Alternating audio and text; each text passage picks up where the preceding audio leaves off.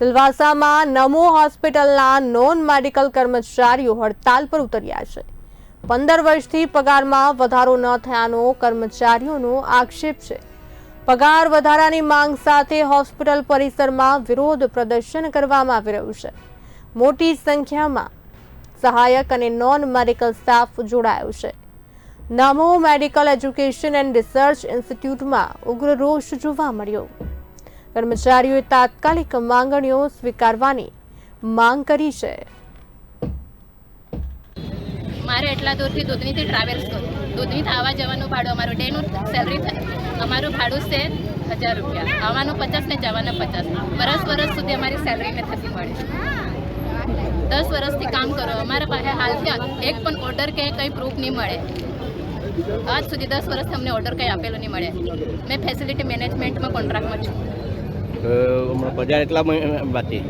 મારો પગાર માર્ચથી બાકી હતો, 5 મહિનાનો થઈ ગયો, હજુ ઓક્ટોબર સુધીથી સેલરી બાકી છે મારી। સર લોકોને ચેમ્બરમાં જઈને મળીને એક અઠવાડિયામાં થાય, મહિનામાં થાય, આજ સુધી અમારી સેલરી નહીં થઈ છે। પગાર વધવાનો કંઈ ચાન્સીસ નથી। બધાને એક જ મત છે કે પગાર વધાવો અને બધાને સરખું પેમેન્ટ મળવા જોઈએ। અને સર મારું પોઝિશન એવું છે, એક્સિડન્ટમાં મારો હાથ કપાઈ ગયેલો।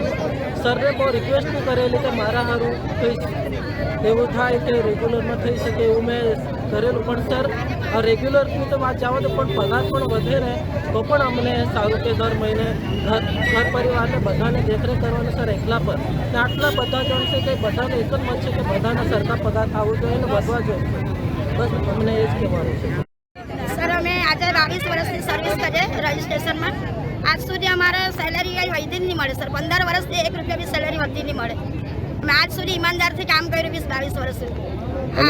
અધિકારીને મળવા જોઈએ? હા, પણ એ લોકોએ કીધું કે આ વર્ષે વધારે, પહેલા વર્ષે પણ કાંઈ સેલેરી વધારતા નહીં મળે સર। અમને કાંઈ પ્રોબ્લેમ નહીં મળે સર, અમે ઈમાનદારથી કામ કરતા છે, પણ અમને સેલેરી વધારી સર। અમને કાંઈ બીજો પ્રોબ્લેમ નહીં, અમારે સેલેરી વધારી આપો, બસ આ રિક્વેસ્ટ છે સર।